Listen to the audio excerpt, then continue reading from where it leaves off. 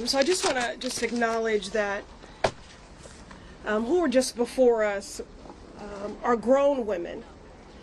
But it's not hard for me when I look at them to see a 17-year-old, a 16-year-old, a 15-year-old, a 14-year-old, a 12-year-old, a 9-year-old. We're talking about children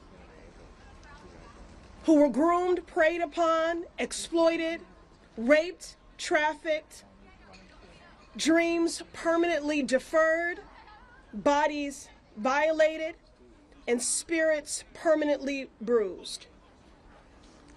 In Virginia's book, Nobody's Girl, it's titled that because she felt she belonged to no one, that no one cared. These survivors have been used, abused, and discarded. Jeffrey Epstein can rot in hell, and Ghislaine Maxwell can follow suit, and all of those co-conspirators and accomplices deserve to be named and shamed. Because as Virginia once said, if we don't know who they are, the monsters are still out there harming people. So I thank you for being here today. This is a season of call a thing a thing. So I have to be direct. Survivors gathered here today, I'm so grateful for their courage and leadership, and equally devastated and furious about what they have endured. You were failed by so many powerful people that could have protected your childhood. You were failed by a government that ignored your cries for decades. Truly an institutional betrayal.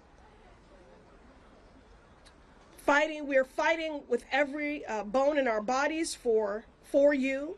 The files that have been released have further detailed a vivid picture of depraved behavior and dehumanization, violent violations, hurt and harm. No person, no child should ever endure. It is an abuse and harm that changes you on a cellular level for the rest of your life.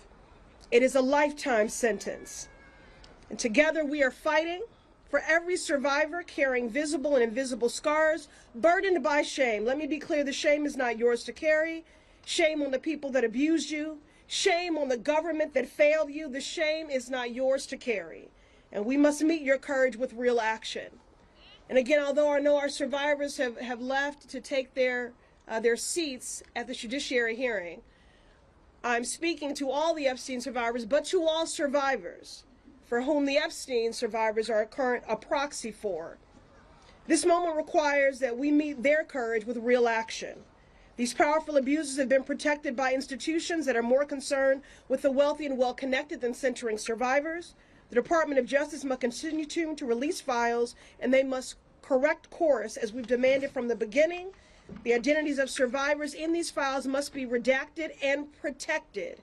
And this can't end with the release of the files. We must see thorough investigations followed by swift accountability for all that enabled and incited this abuse. Words are important, but actions are what matter now. And that's why we will not yield. Thank you for being here today, and our work continues.